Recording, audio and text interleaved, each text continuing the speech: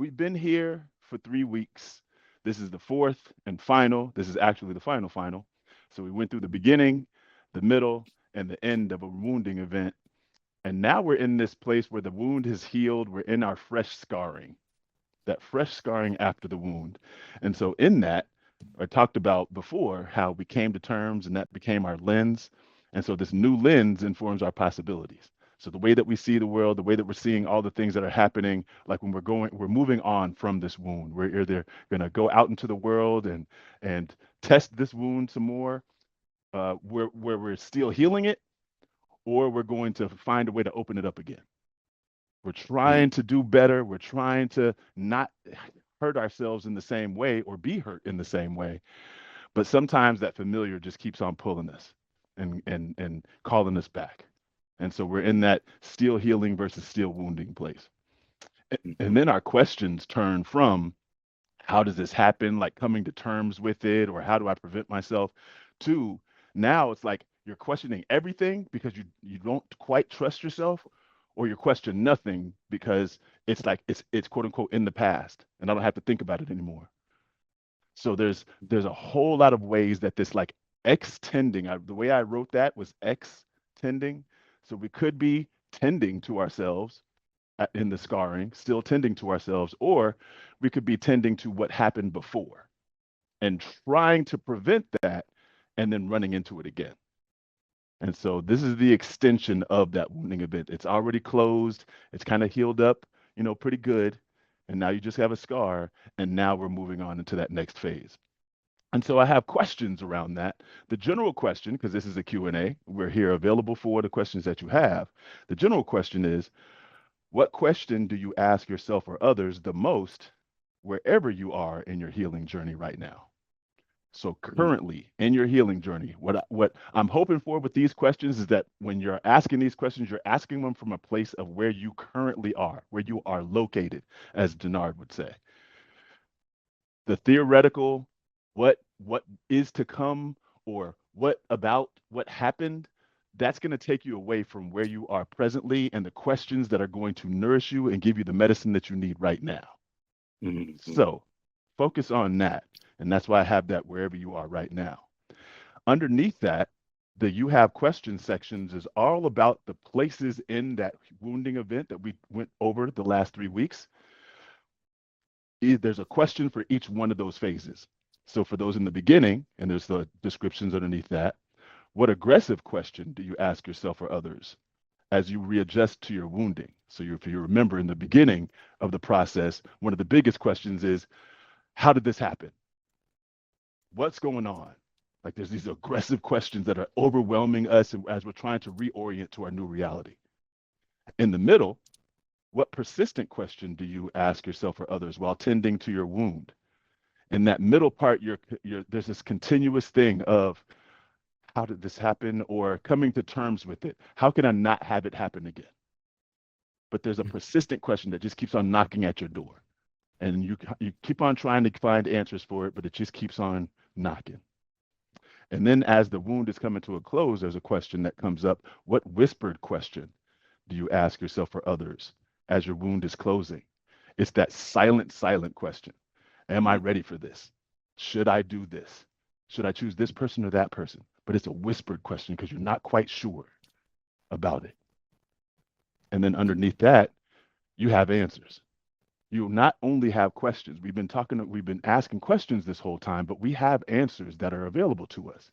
And so this next question is about what you do with those answers. What are you doing with the answers you receive from yourself, from others, and from info? And I put info there just as a shorthand for books, videos, sessions with professionals, etc., like that. And so I have those there for you to play around in, find yourself a question that you get drawn to or that resonates with you.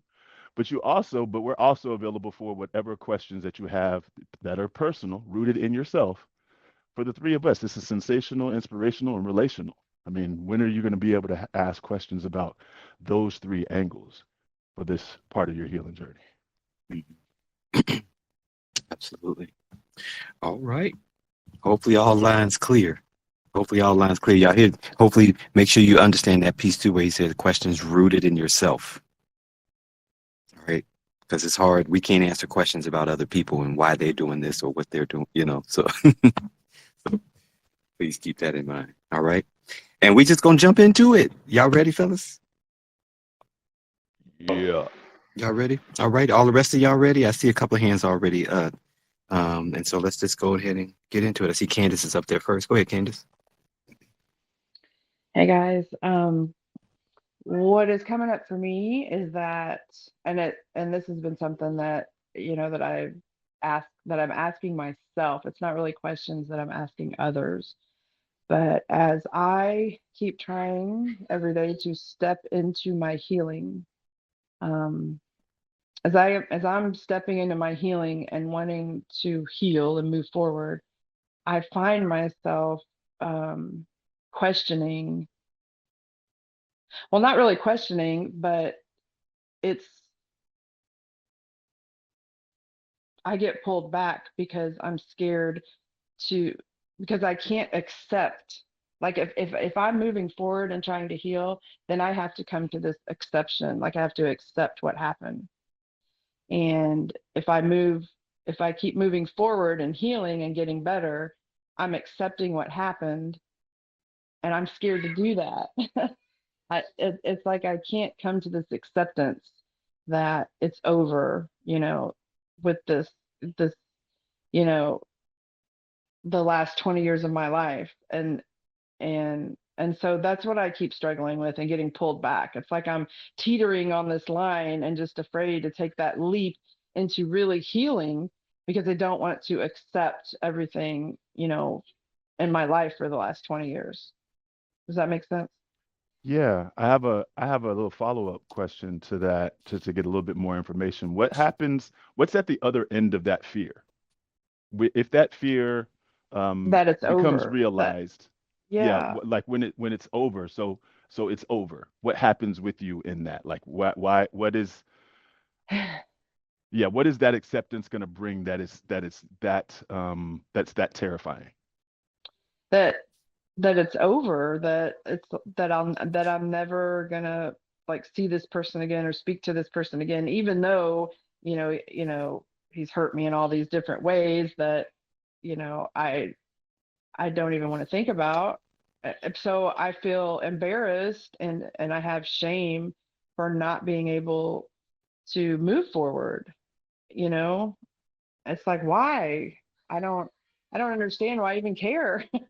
I should be able to just run towards healing, and never look back again, but I keep getting stuck in in all of these feelings that are swarming around in my head all the time. Like, it's that means it's over, and I'm not looking back. Like, I feel like it's just so black and white, and I just have to just move forward and not look back. Like, there's no gray area. I don't know if that makes sense. I hope that makes sense.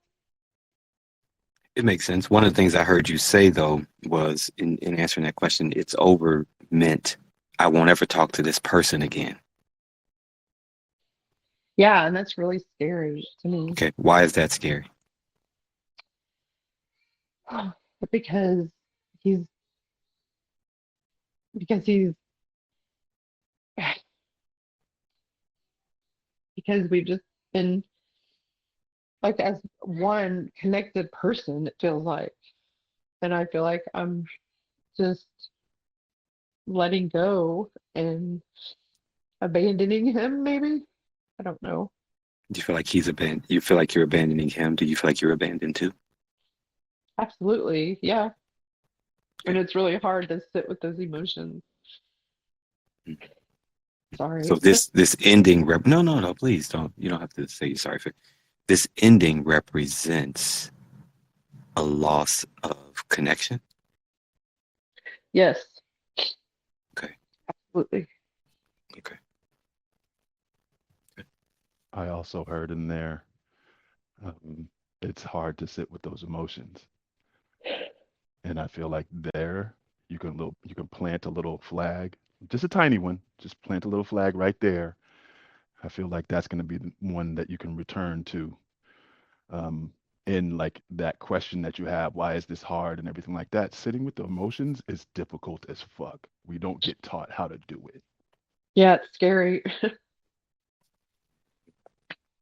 It's scary because we just want to feel better. Like we always just want to feel good. We want to feel better. Like what can I do to make myself feel better? Because I don't want to hurt, you know. And he was somebody that always knew exactly how to make me feel better and make me smile and make me want to live, you know. Um, and always motivated me, and you know, until things got, I don't know. So there's layered grief in there. Yes. There's layered griefs in there because I'm losing. He was, if you're saying he was the one that made you, you know, now of course we all know we got to come to getting our responsibility for, you know, like we say somebody made me this, but really in some senses was he support, you felt him as the support or felt him as the motivation to make certain choices or certain things, and you know, whatever that may be going on in it. But there ends up being these layers of things. We see this in grief recovery all the time, where there's the, I hear it a lot, and we hear it a lot here in circles. We're afraid to sit with the emotions. Because again, like you're saying, Candace, we always want, everybody wants to feel good. All of our society has been centered around feeling good, which is not a bad thing per se, but the problem is now if we don't feel good, we feel shame because it's Yeah, almost and like this mandate. We have to all be in it. Go ahead. yeah, I was agreeing with that because I just, you know, a lot of the shame that comes up for me is just, you know, I mean, there was a lot of abuse, but there was a lot of, you know, the abuse was confusing. You know, Mhm. the abuse was confusing and I never understood it, but there was still a lot of happy, you know, a lot of happy Mhm. stuff, you know, Mhm. and so the shame for me is not, is why did I, you know, like why did I just stay there for so long when there was so Okay. much abuse and it just got worse, you know? That's the shame I think for me, but there Mhm. was a lot of happy times, you know, in those Mhm. 20 years that we were together. Yeah. Yeah. So the root of this, what I hear, I don't know, Denard, Mike, y'all may hear something like Mike was saying, put a flag there. And see, this is another little small place to probably put a flag, because the root of this, at least from what we've talked about so far, believe it or not, is shame. I've said to some of you all here before, even on circles, we'd be looking and thinking that the problem is the emotion. The problem isn't really the emotion. Don't get me wrong now. These emotions, like Mike said, these things is hard to, they're hard to sit in. And hard don't get me wrong at all. Because, but the root of a lot of these things that we have to really try to get free from is judgment and shame. Because how we judge those emotions or how we feel shame around what's going on with us often determines how we walk through it and how we navigate it. There's already a resistance that's there. And so getting free of those elements is extremely key. I don't know, Denard, Mike, if y'all see anything else in there or hear anything else. Yeah, go ahead, Denard. Okay, throw me in the fire. Um, I'll go from the lens of, and there's something you shared. I'll build on what Sar just shared. I can't remember the name of the movie, but it was saying the underbelly of honor is shame, like the cousin of honor is shame, right? And I was reminded to it because the way I tend to look at these things is from the inspiration lens, right? And yeah, and I want to go back to something you said, Candice, the rocking chair moment. I think a lot of people can reflect on that and relate to that a lot, right? Which is that back and forth moment, and I want you to see yourself in that space, right? That back and forth moment, the motion where you feel like there's uncertainty, like that's what Mike is asking you, like what happens when that happens, right? And instead of saying we don't know, we're uncertain, we go back to what we, again, feel comfortable with. So now I want you to see yourself in that rocking chair, but also the blanket, right? That blanket is that thing that I don't want to accept, but makes me feel comfortable, right? If you're a quilter, you're quilting that blanket right now. And you're forgetting that you're the one quilting it, but you're focusing right now that it's what I know, it's what makes me feel comfortable.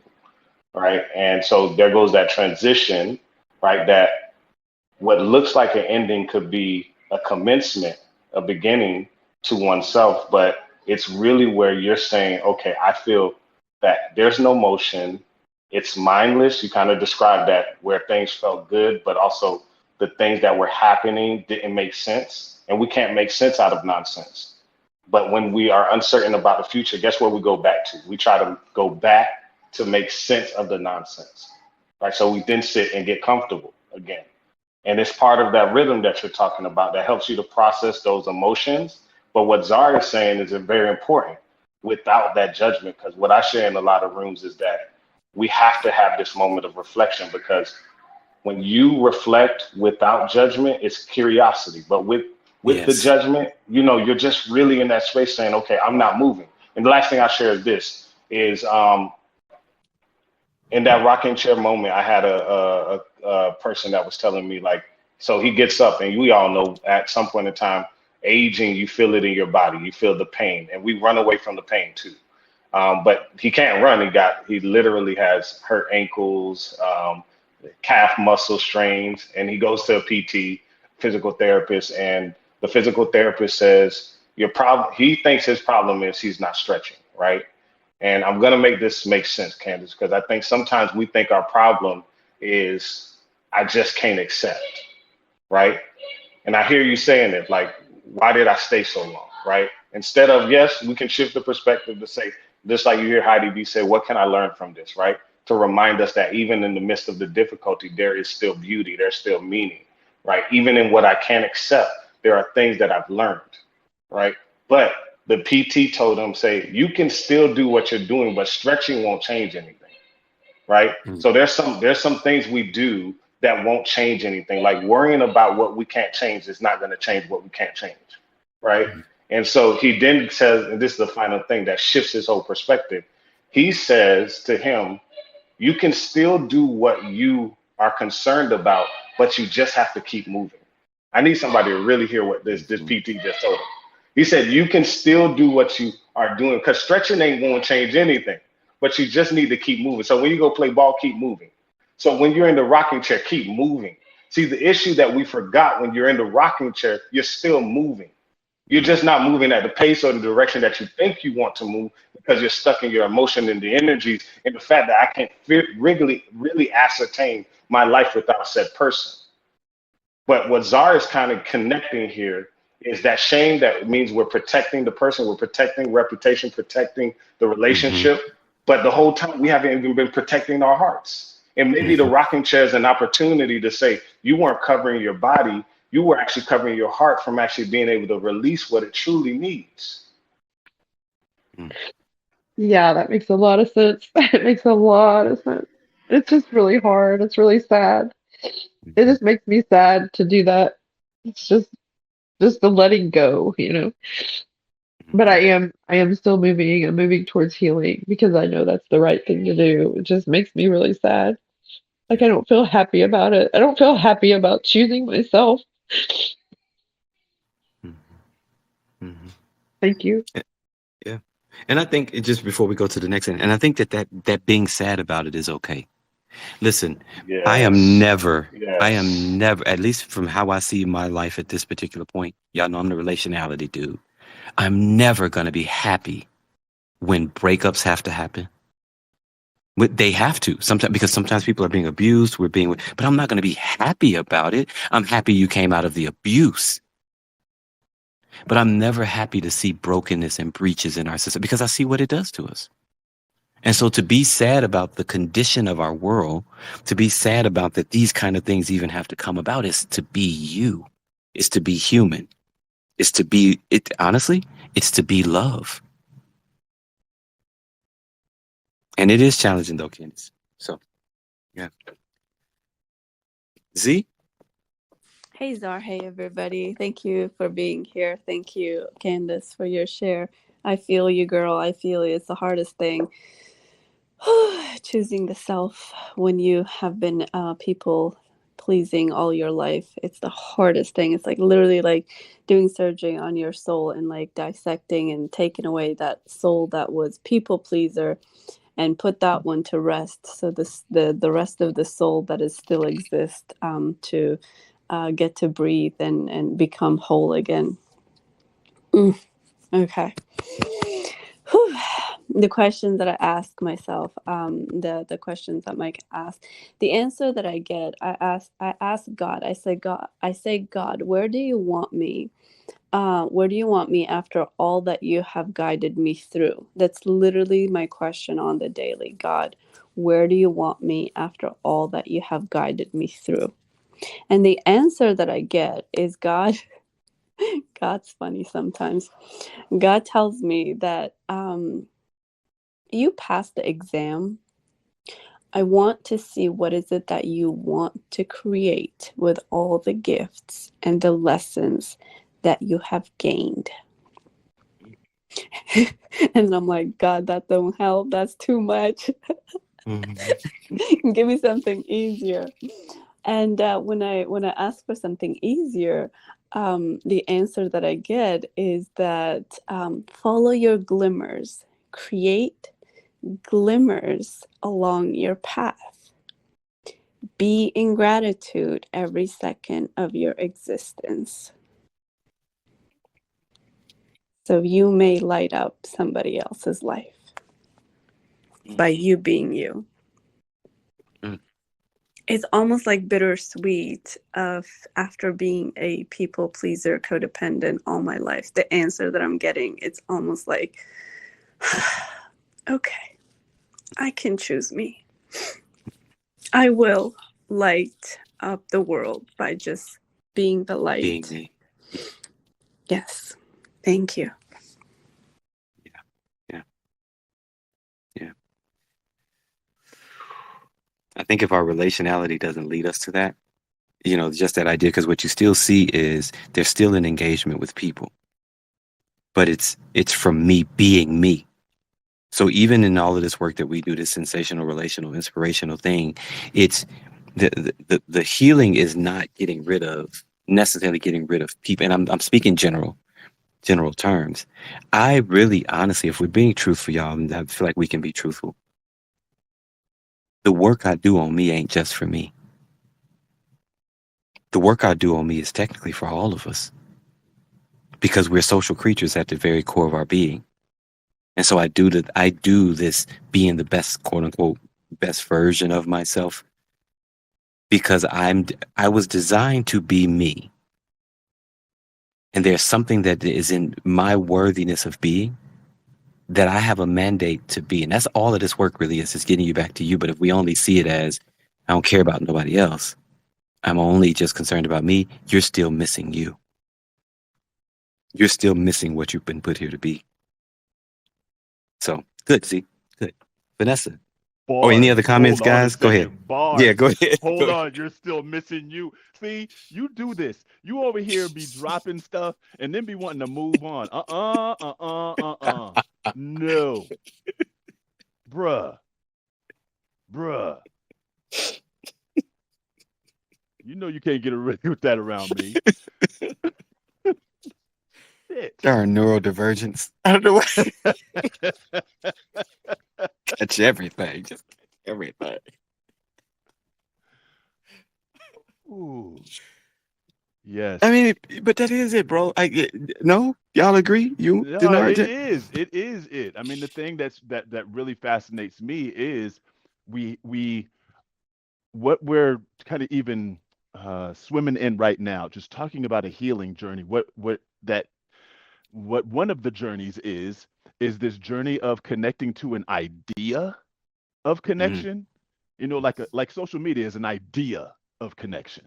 It mm, really is, because it's like you're playing in your own mind and then you're putting stuff out there and then you're reacting to the things that are put there, but also with all of the connections that you have in your own mind, your own interpretations, et cetera, and so forth. But there's an actual like underlying connection that we feel wisps of, that we hear in our religions and in our spirituality. We talk about being all connected, but a felt sense of connection mm, is the part that mhm, we're moving to from Hmm. this idea of connection to an actual experience of connection. And that's the thing that really kind of tripped me out about what you were saying. That's like my mind was doing a whole as orchestra of imagery, and then you wanted to move on from that. Mm-mm. Mm. That's where even, and I'll just say this real quick, like even in that piece, like I hear people, like even people say, "Oh, I feel guilty choosing me." You know, Candace, I saw you said that. Get in a bigger picture of things, Candace, you're not just choosing you. Mm-hmm. Like you are, but you're not just choosing you. You being healthy is for Mm-hmm. anybody that comes in contact with you, including, I'm gonna say this way, including those who have left you. There you go. Yeah. There you go. You end up being a possibility of what a human can actually do Yes, my when you're friends. being yourself and connected. And people need permission. People need possibility. They need to see it and they need to hear it. And Yep. if you are it, then you get to represent that, be that, and you're not even trying because you're just doing and being. Hmm. Yep. You go from even trying to be a people pleaser to just being a pleasant person. Yeah, like just being what you are. Just being who and what you are. Bars. Oh. Can we go on, Denard? Oh, I'm out here sitting there. I'm sitting there. Please do. Go Please ahead, do. Vanessa. Go ahead, Vanessa. Hi there. I have a really specific question. So if it is too specific, I understand you can pass to the next person, and that's no problem. So I've moved from the questioning why through the wounded stage, through the healing, through the scarred, and I have 100% moved forward with radical acceptance. Um, I'm at the tail end of a divorce, and there's been a 20-year pattern of stalking and harassment, vandalization, manipulation, all of those things. Most important is he has a pattern of retaliation. So the whispering question I've had for 3 years now is basically how far do I push to ensure safety? He's known to have sociopathic tendencies and gets pleasure out of hurting or hearing about the damage that he's caused. And attorneys and judges don't really understand psychological abuse. Um, so my fear is the retaliation that will come once this divorce is final. And there is a high possibility based on the patterns that could happen. Um, I'm a little over $100,000 in debt that I owe my attorney now for the 3 years of it being dragged out and all of the court cases. So I don't know if how far I should push. Is it worth the financial?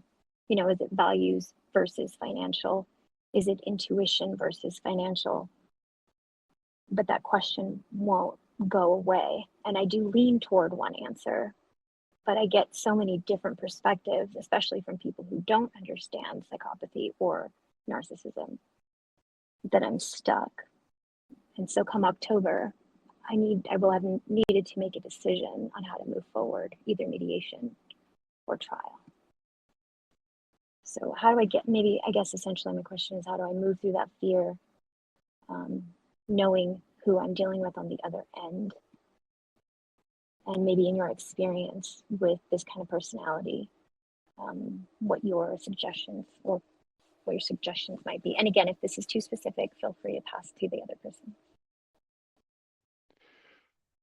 Just a question about the question. Can you form that question again for me? You went there, I think I got lost, but I thought I was zeroing in on one question. I think you put another one in there. So what question are you looking to have answered? So the question is, how far do I go, even Hmm. though I'm 100, very, very in debt from all of Okay. the court cases, to ensure my safety or to make sure there is not going to be a retaliation once this is done, since there has been a 20-year pattern of retaliation. How do I come to Okay. that conclusion? Hmm. Well, I think all of our three answers kind of overlap in it really does come down to you.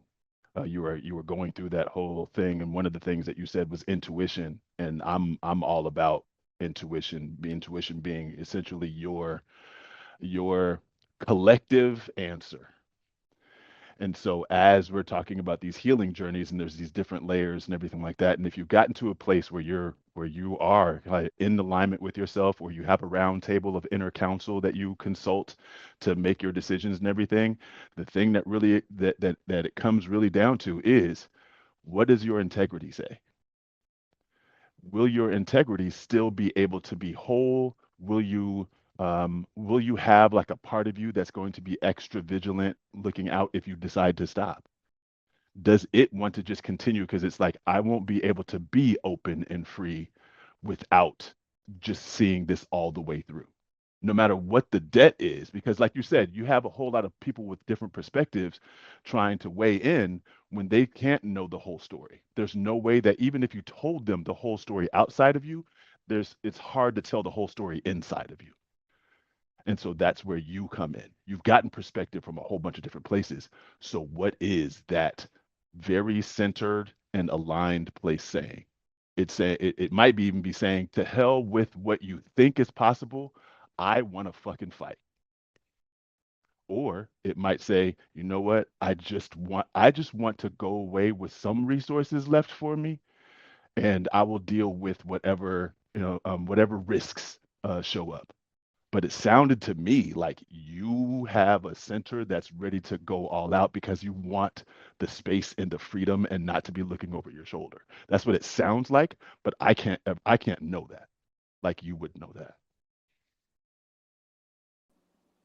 Thank you. Yeah. And that is what my intuition. Oh, I'm sorry. Go ahead.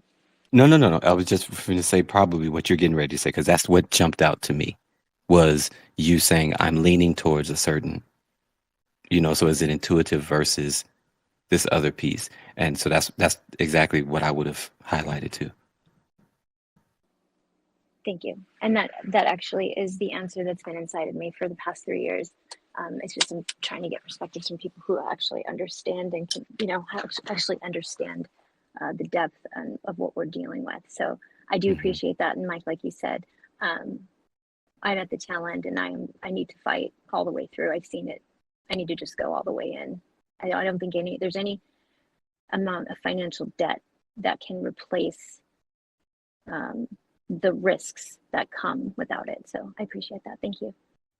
Yeah, that safety is like, there's no price you can put on it. It's the same thing, not the Yes. same thing, but there's like a parallel to what someone was sharing earlier about the job that they're going to get, that's going to be, they'll be able to work remotely. Like, you can't put a money tag on that flexibility that you have.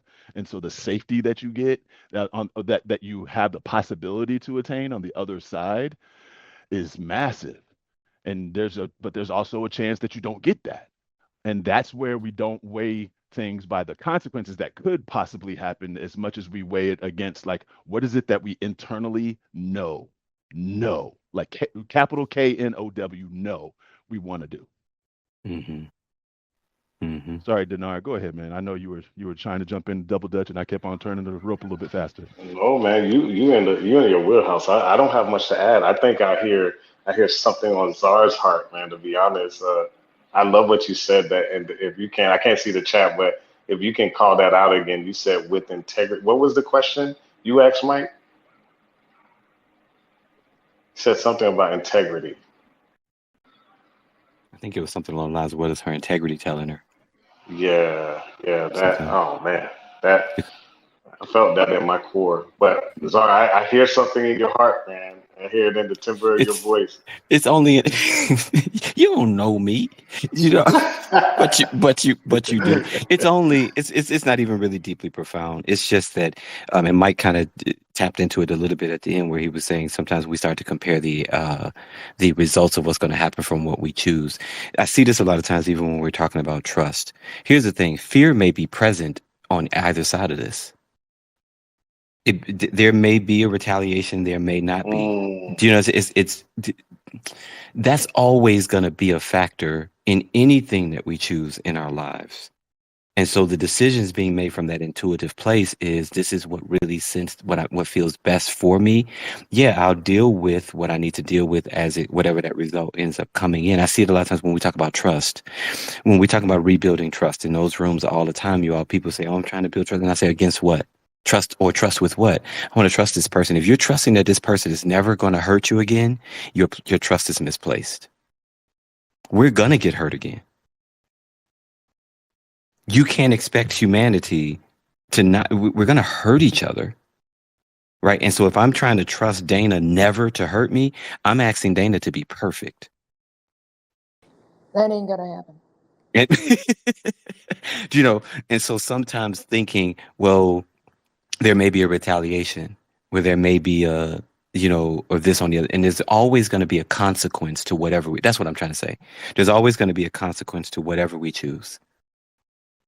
The thing is staying true to your core, what you really feel. What is the integrity that you sense, how you need to get that safety? Because your safety ultimately is going to come from, and this may sound, it's going to come from the fact that you chose from the core of you, that you chose from your authenticity. Yeah. There it is. Yeah, that's it. And I think you're hearing that across the board, prioritize safety. But I want to also start and just share real quick something you shared. And in the beginning, at least I heard you share, because I'm still on the periphery learnings of radical acceptance, but at least what I've learned from it in terms of my lens, it is, and Mike, you would like this too, it is acknowledging the reality without resistance, right? Without resistance. So, which is crucial for dealing and healing with the aftermath of any, whether it's divorce, separation, finding me after we, wherever you're at. Now, outside of all the things we would say logistically, seek legal counsel, document everything, you're doing all those things, right?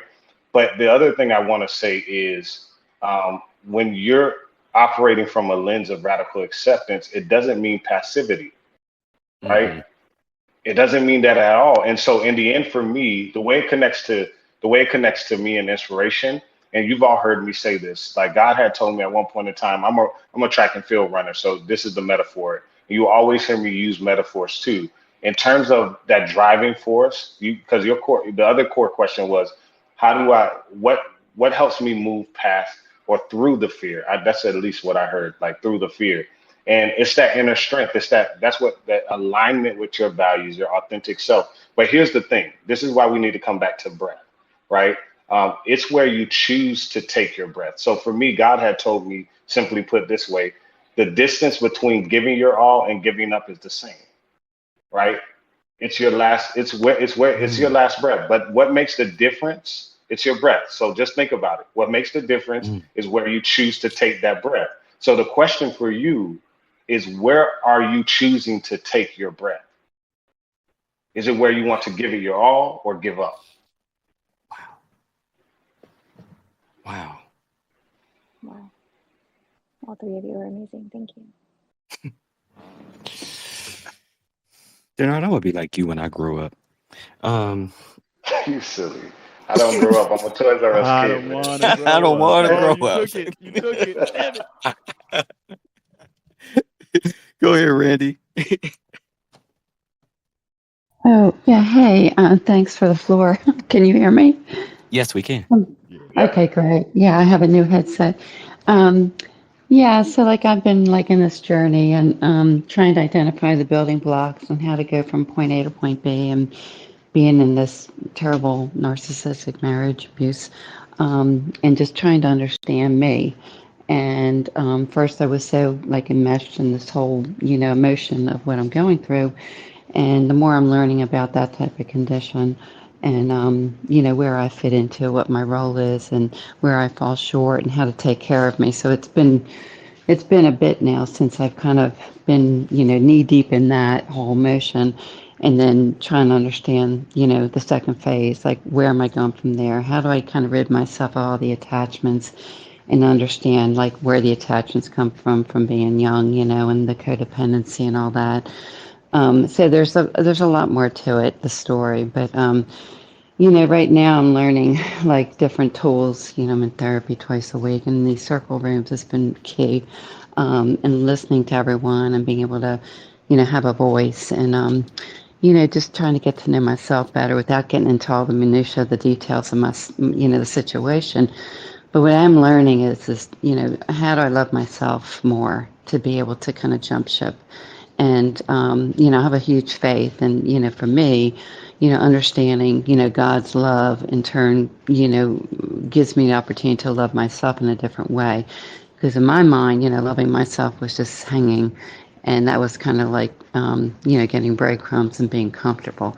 But at the end of the day, that's not God's will for my life. And I was totally tormented and uncomfortable. So, it's like a whole learning, like re-navigating and going through the grief. So it is definitely a journey and a process. It's like if you're open to, looking outside yourself and recognizing that change needs to happen, and understanding and learning from all these people in the rooms and listening to you guys, that it is possible, but it takes a bit. I think we want to make a move and feel better, but it's almost like you have to learn about what it is, and you're not crazy, and how to kind of move forward and take better care of yourself. I really truly thought I was taking care of myself by being in a situation, but at the end of the day, it's a constant cycle. So there's much more to this. I just appreciate all the conversations and all the insights that I'm hearing. So I think, for me going forward is just like having like a visual board and those affirmations in front of my face constantly. Because I was so, knee deep in, the current realities, which was, was going to die. So, I just wanted to share that as far as my process. But, it's still a journey for me because, I don't want to feel sick in the stomach all the time. I want to just kind of rise above that. But for me, the biggest component is my faith and just, understanding, how to tap into that more and not be so reliant on myself, but know that there's tools and people out there. So that's pretty much all I wanted to share. And I appreciate you allowing me to have a voice. Thank you. Mm-hmm. Mm-hmm. Yeah. Thanks for sharing that. So there was no real question. There was no question in there, right? That was just kind of sharing No. those. Yeah, I was just sharing. I've Okay, had we a want to lot make of sure we didn't miss it. questions. No. I I've want had to. a I lot just of want to make sure we didn't questions. miss it. No, Okay, it's cool. but something you did say, jumped out to me. And look at what just happened. I said after we wait to 2 minutes and then 5 we get minutes left. that Yep. 600 hands up. But it's all good. One thing you did say though in there, what I want to say, sometimes we always think about how to rid. You said something about ridding ourselves of the attachments. And so one of the things that I've looked at even with me is sometimes we're trying to get rid of attachments, get rid of certain fears, and get rid of whatever versus having compassion for them. And so having compassion for these attachments that we had, having compassion for ourselves and seeing why we formulated what we formulated. And so for me, a lot of things have had to be, even being freed from trauma or certain type of things or critical life incidents, I had to have compassion for those attachments and then facilitate the change. So it's like, I still have a fear of abandonment. Okay, yes. I just don't Mm, respond from it. I see it, I have compassion for it, mm. and I see why it's there. Because the truth of the matter is, as social beings, we weren't designed for abandonment. Right. Yeah. That's key for me. I love that. Yeah. Oh, I'm sorry. Yeah. Mm, mm. I'll just say this one thing. No, go ahead. I had something on my mind, but go ahead. I interrupted. Oh, No. Go ahead. Go sorry. ahead. That was kind of it. Go ahead. No, that's huge, that word and the fear. And I mean, that just stems back from childhood. But the thing is I am becoming more conscious of that and the triggers and what That's I it. do with that. Consciousness. Yeah. That's it. And, and if I have that trigger, it's almost like I have the awareness and then what am I doing from there? Right. So, yeah, that's Yep. great. Thank you. That word's big. Yep. Yeah. Yep. Thank you. Yeah. Compassion and consciousness. Those are thank you for that, because that's it right there. We're designed to live a Yeah. conscious life. Right. Right? Yeah. But there's still a value there. There's a value there for what some things that kind of show up. I have a value for connection, so wouldn't it make sense that have a fear of abandonment? And wouldn't it make sense that I wouldn't want to see someone abandoned or want to abandon myself? We just have to qualify it and bring it into consciousness and respond to it in love instead of responding to it in fear. Wow, that's huge. Yeah, that's huge for me. Thank you. Ooh. Mm-hmm. You're welcome. Go ahead, Candace. Or if somebody else is finished jumping in. Candace, go ahead.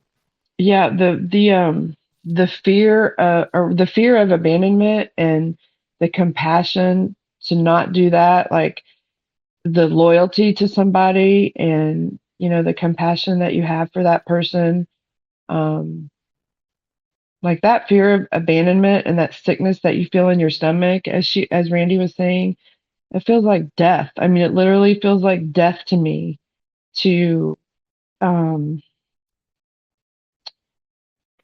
just you know walk away, to just walk away from that, because I always, loyalty is very important to me, and um just like wanting to have that unconditional love for somebody that you've spent, that you've like that you've gone through a lot of things, in your life with them, and you've been a partner and you've had their back and blah blah blah blah. But yeah, there's definitely that big fear there. Mm-hmm. Mm-hmm. I forgot You what know, point I was trying to make, but I mean, you made a point that I wanna highlight, is that it feels like death because it is. Mm-hmm. It feels like death because it is. If we're talking about being Hey, healed, hey. if we're talking about being intertwined with someone, and then it's like if you think about a couple of plants being intertwined with each other, and then you just rip them apart, there are going to be some bleeding limbs on both of those plants. That's death. That's the death of the integrity that it had before, and now it has to reconstitute it a new integrity. It feels yeah, like death because it is. And yeah, that's and because that's another thing, speaking about like what Czar what Czar does with the grief, is that we also don't learn how to grieve. We don't also get taught how to grieve, being with feelings, allowing those things to be there, and to go through all the stuff that we go through, that our beings go through in loss. and to choose yourself, like to choose yourself, I mean, to me that hurts, like that really You, hurts, because You I feel like I'm being like this selfish horrible person, because I don't know how to choose myself, because I don't want to do that. I feel like what so you're also speaking to is that there's not only a wound, but also a big storm around the wound. And the storm that I'm speaking to are all the voices that were shouted at, pointed at, given to you, that make feeling bad a bad thing. It's like feelings upon feelings, voices upon feelings. It's a whole bunch of stuff in there. You're not just dealing with the wound, you're dealing with all the stuff that the wound inspires, including all the punishments, consequences, and everything else from other people that attack a weakness, quote unquote, like that. So that's what makes it extra hard. And I just want to name that, so it's like it's not just quote unquote this wound. There's all the stuff around it, which is where the breath comes in, which is where sitting with each one of the layers comes in. It's where knowing so much about the process that it's like, oh, I'm having a surge of sad. I'm gonna be in this sad for a bit. Let me go ahead and clear my schedule so I can be in this wave. But it takes that practice of being with it a little bit at a time. Go ahead, hmm Zara. absolutely. And it's like, we take that, just piggybacking off of that, we take that I take that psychosocial spiritual approach to this wellness thing, right? What wellness really would be. So what's happening in there, like, because I hear you going to the place of feeling like you're choosing yourself and you're seeing it as a selfish, you're sensing it as a selfish thing. But healing requires us to release these negative emotions and things. You being where you were, was it healthy? Was it healthy for you or the other person? Were you really responding in health, or were they even really responding in health? The answer to No. that is no. Right, exactly. So you weren't being of service, not in a way that was actually serving either of you. And so the healing piece of this is healing requires that release of those negative behaviors, emotions, beliefs, and attachments, that whatever it may be, that's no longer really truly serving who and what we really are. And so this stage involves, here's where he's talking about the grief work, forgiveness. It requires, that's me, that maybe be for yourself or for the other person, grief work. all of this grief work stuff that we talk about, many of y'all have been in some of my grief rooms, and maybe some, I think, Denard, I don't know if you have any, or Mike, if y'all have any, but just being in some of those grief spaces where we're actually learning to do that grief work that's necessary, in them, and say, what is it that I wish was different, better, or more? What are the unrealized hopes, dreams, and expectations? Recognizing that my emotions, grief is the natural and normal emotional response to loss and change of any kind, right? And then where's an area in here where I need to offer forgiveness, an area where I need to apologize, an area where I just need to make a significant emotional statement. There's a lot of undelivered emotional communication that's in there that we need to get free from. But even getting free from that emotional communication that undelivered emotional communication doesn't mean we don't have emotions still. So we can feel sad. We can feel all of it. That's why I said you may never be happy about there having to have been discord, but as we move into health, and even what Mike was saying, so going from that space of doing the grief work, there's the integration into growth. So as you release those old patterns, you begin to integrate new insights, new ways of being, a healthier way of being. And so this stage is about developing just a whole new sense of resilience, what it really looks like to be healthy, and then nurturing your life, or I would say nurturing your spiritual life, to support your ongoing health as a being. But the way we were in what we were in before, potentially for some of us, wasn't healthy or serving anyway. And so we're feeling guilty about letting go of unhealthy behaviors.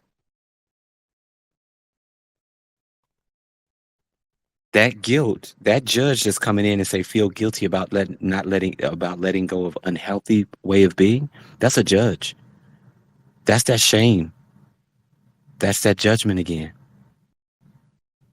And so this choosing, and again, and it even makes you hear choosing yourself. And you know what else makes you hear choosing yourself as a selfishness? This trending thing that's in society right now where everybody's talking about self-love, self-care, self-this, self-that, self-this, and self-that. And what you're not seeing people take that on healthily to the degree that it's actually creating a better society. You're seeing that it's creating more selfish people. And I promise you, your soul is recognizing that. And so now when you say choose yourself, what you're really looking for is health. But how it's trending is people having excuses to have these rigid boundaries. People having excuses to be disconnected. People say that they're spiritual. I'm spiritual. I'm not religious. But yet they're more disconnected from people in the world where spirituality is all about interconnectedness. Okay, y'all shut me up. But that's where we go.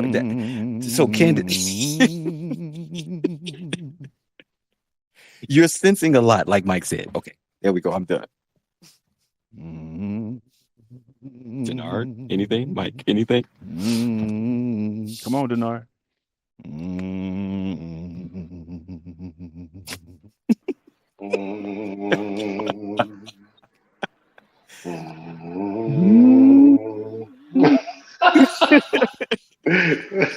The answer is no. I do not have anything to add. Oh man, I know it's hard, Candace. Does that help though? Does that help? It does. Thank you. You made me Yeah. smile. Oh, yeah. And we just need some. This is why we're here, though, y'all. Really, seriously, all of this stuff can be challenging and difficult, and we just need this support. What happens right here on this platform is a picture of what our world is supposed to look like. I mean it. There's some type I of agree with healing that 100%. balm. Yes, there's some type of healing balm, BALM, that is in this space, that are in these spaces when we're on here on Circles. You know what? Your hearts are open. You're sharing the most vulnerable parts of you. You're sharing your confusions. Whereas in the world, you're forced to put on a mask that says how you are right now is unacceptable. Here we're saying, go ahead, take it all off. It's the acceptable thing. And what we're seeing here is this is actually how we heal. We were designed for this. We were designed for this community. And what we're experiencing, while we're experiencing all this stuff in our body, why your body feels dysregulated, it's not because there's something wrong with you. Sometimes it's the society we're in. Can I say something just really, really quick? Mm-hmm. It's like I want to, he saved me 20 years ago from something that was really hurting me and lifted me. And it's like I want to grab his hand and I want to say, come on, I'm going to help you. Come on, I'm going to help you not hurt, because I know he hurts too, because he Mhm. has this disorder, but I can't fix it. And for whatever reasons, he can't fix it or doesn't want to or doesn't even know that he has it. I don't know. But I just want to grab his hand and say, come on, I'm going to help you. But then, I was told that I can't fix him. And so I have to choose myself and walk away. Okay. And that's what feels like death. But Okay. thank you. You made me feel better. When he saved you, did you cooperate? I did. He can't. You're right. You're So right. your heart, I want you to sit in the fact that your heart is pure, Candace. I feel the same way you feel with a lot of, I'm in a situation right now. If we want to be honest, I'm in a situation right now, even in my own relationship, where it's ambiguous. And it's not because I'm with the wrong person. It's not because this person is not a good caliber of person. This person doesn't understand their worth, that they're worthy of this kind of love. I can't Mm, force that hand. I can't force that hand as much as I would want to. And it hurts. But their eyes have to be opened to see. Not me, Mike, Denard, any of the facilitators on circles. We can't make you all heal. And as a matter of fact, we're not really the healer. That we understand that there's a power coming through us that's greater than us. You have to be able to receive that. Y'all coming these. This is why the other week Denard said, thank you all for listening to us and thank you all for. It's because we got sense enough to know we could talk till we're blue in our face until your eyes are open. This is the reason for us being, y'all see, oh, Zara, you seem so patient. And you seem, because I know sometimes we don't hear the first day, the second day, the sixth day. I've said to some of you coming into my room, you probably might miss it the first day, because if you don't stick around, you're going to miss, especially the way I do what I do, because I'm trying to get to the heart of who we are. And so that ain't going to happen in one session, depending on how intense our things is. But some people give up. So Candace, your heart is pure. The shame you're carrying is I almost want to tell you it's not even your own.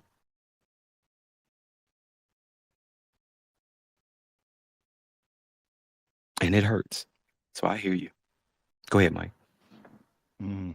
You said something earlier. You spelled out the word balm, BALM, and it made me click on a couple of things too, because you were talking about not just healing doesn't happen in just one session. You were talking about, the things that are trending and everything like that. Everything's supposed to be quick fix. And I was thinking, everybody's trying to drop healing bombs, BOMB, quick changes and Yes. everything like that, but Come on, bro. ultimately destroying some shit.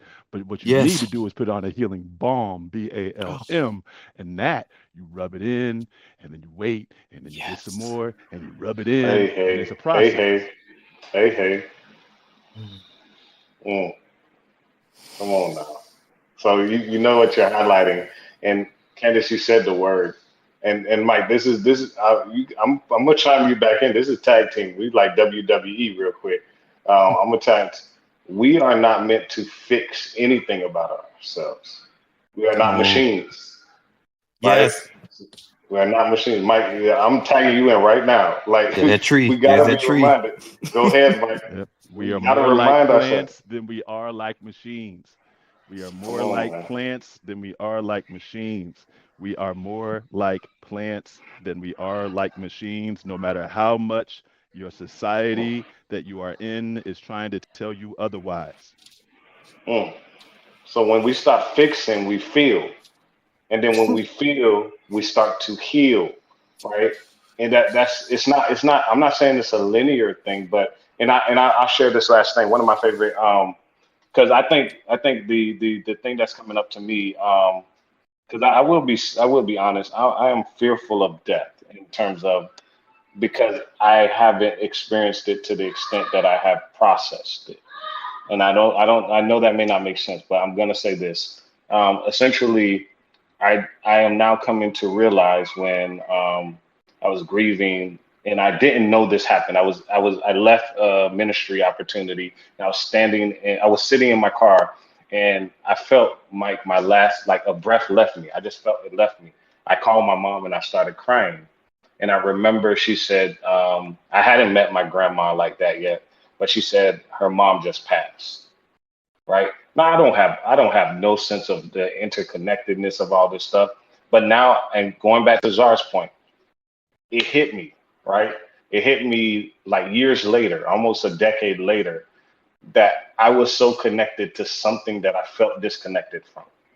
Right, and here's my point. Here's my point. And death can feel like death, but it's actually your best argument of being alive. You have Mm. to fight and feel through that thing. That's where we instill hope. That's where we remind ourselves that we are not alone. That's where people are no longer resources. They're a support, right? We can't just go to people for a fix either.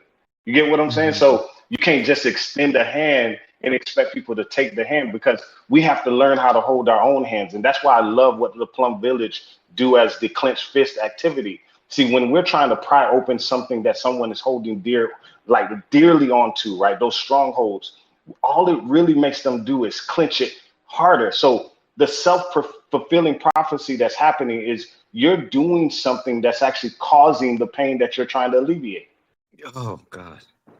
Right. And so what the clenched fist activity says, maybe we should afford ourselves an opportunity to cradle our own hands. And guess what we start to do? We open it up to receive what we need. So we're not giving out of a capacity we unrealistic believe we have, that actually is truly in tune of the increase of my capacity is actually when I'm in tune with myself. Then I do less talking and I do more listening. I lay myself aside, then I do more healing, then I can come collectively. This is what Mike was talking about. And as an evaluator, I believe in triangulation. I need three resources before I come to an informed decision and say, oh, this is it. I don't just jump to the conclusion. So my healing is saying, oh, I got connection. I lost connection, but that connection is then basically revitalizing something in me. Then I can cradle myself in this space. So I'm no longer just thinking about holding this person's hand or extending the hand. It's how do I hold myself, right? How do I hold myself? And then I model the message. And when I model the message, then thereby gives the person the true choice. Because Yes. essentially you will get the question. Even in the ambiguity, they're gonna say, catch this, even though they do not understand your type of love, they're going to ask this life transformative question. Why do you love me so much? Mhm.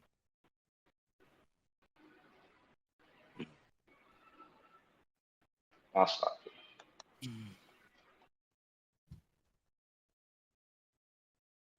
Mm. Mm. One more. Mm. Take that. Take that.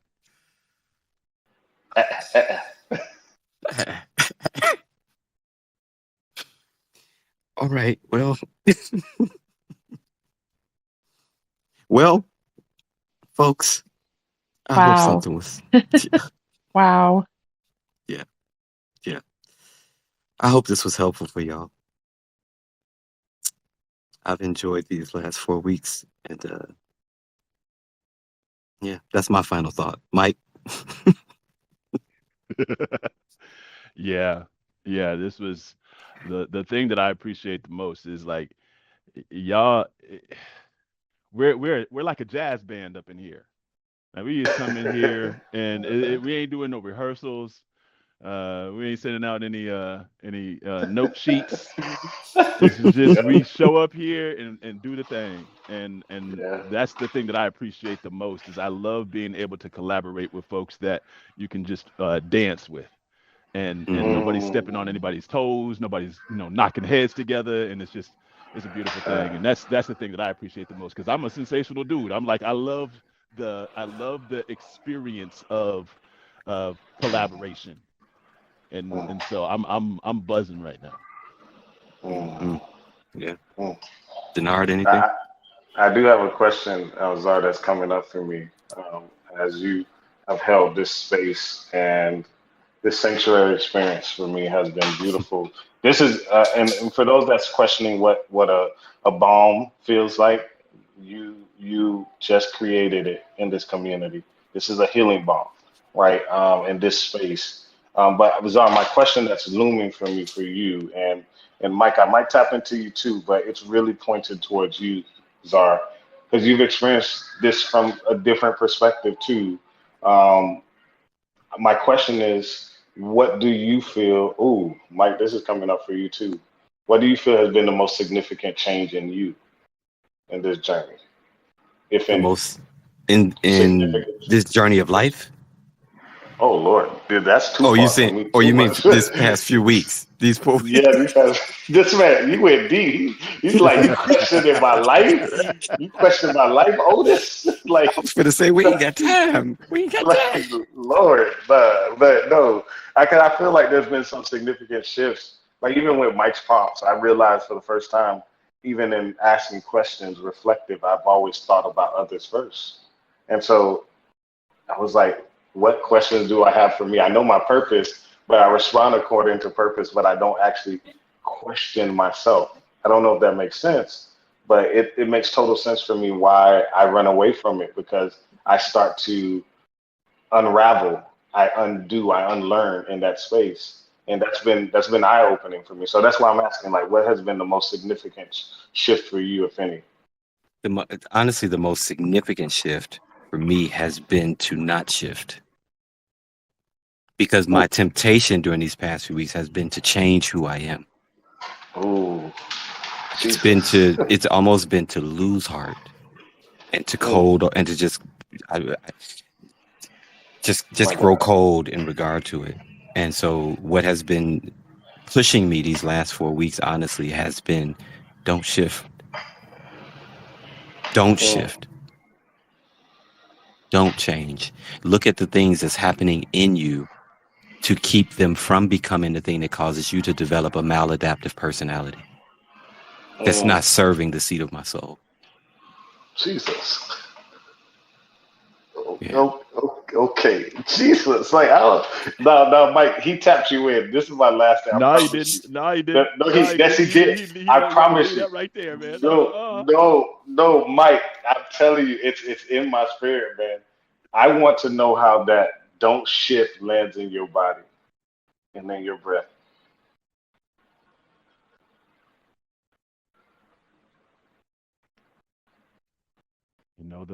The feeling I get, and I'm pacing while I'm actually feeling into it. It actually starts at the diaphragm. So you talk about breath. We're talking about that inspirational, and then it drops down. So there's like it starts in the diaphragm, and then it's a weight to it that starts to move down toward uh toward my pelvis, and then down to my feet. Mm, It's almost like a rooting, like oh, okay, I don't move. And if I don't mm, move, then my root system is right here. The same way that trees can't just get up and go away when there's a wildfire or when there's a big That's old it. storm coming. They're That's it. just there. A, They're a just rooting there. back to your authentic self. there you go. I was gonna say it. Oh Lord, Zara, it's happening for you. They tagged you. I'm done. I'm done. Zara, they tagged you in, brother. Nope. Mike was still talking. Uh-uh. That's it, Mike. I really agree with you a lot on that tree thing. People say that y'all hear me say in the rooms a lot of times. It's like if you're an apple tree, be an apple tree. Even if a dog came down the street and pissed on you, you can't get up and move. You Say have Amber. to Mm, be who you are. Mm-hmm. And mm, we think healing is developing an essence or a personality that we're not.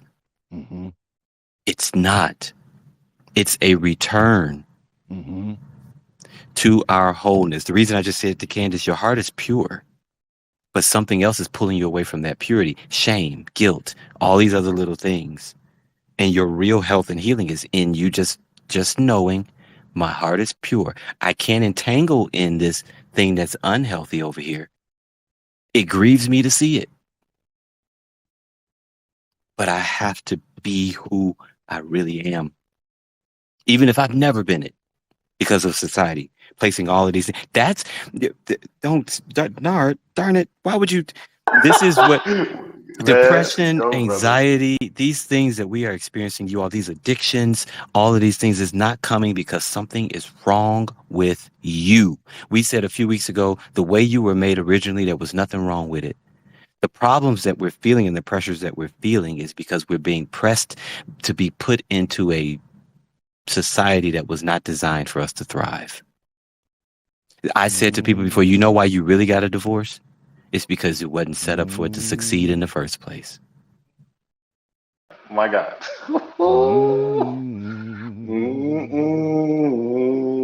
The greatest call is to be authentically who we are. When we all are authentically who we are, we know that Miik is the go-to for sensation. When we're being authentically who we are, we know that Denard is who to go to for inspiration. When we're being who we really are, we know where our community is. We know where to go. We know which store to go to, and we don't abuse it. We don't abuse it or misuse it. Miik don't feel used. He feels useful. He feels fulfilled because he's able to be who he is. I've said to you all in our rooms, in these rooms, thank y'all for letting me be me and not making me have to be somebody else, because I'm able to just show up and be authentically me, and you're all able to receive. I don't feel burnout when I'm leaving these rooms because I was allowed to just be me. That That call to part. authenticity it's not a luxury. This call to authenticity, that's your mandate. That's your life force. That's your energy. That's your healing. That's wholeness.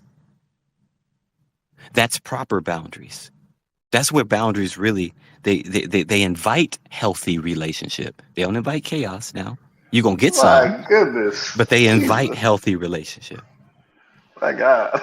Oh, Lord. What's happening And to me in so the background? boundaries don't end up becoming about policing, it becomes about presence. It becomes about me being who and what I really am. Me standing in the Oh, principle Lord. of my being. So that when Help me, you walk God. up to this czar tree and you pick from this tree, you got good fruit to eat. Hey, hey, hey, hey. Oh, Lord. Hey, I'm going to go on mute. Okay, I'm about to Okay. die. Oh, I'm done. Lord. I'm done. I'm done. Z, go ahead real quick and then we'll, you know, y'all, we way over time, but Circle's going to yell at us.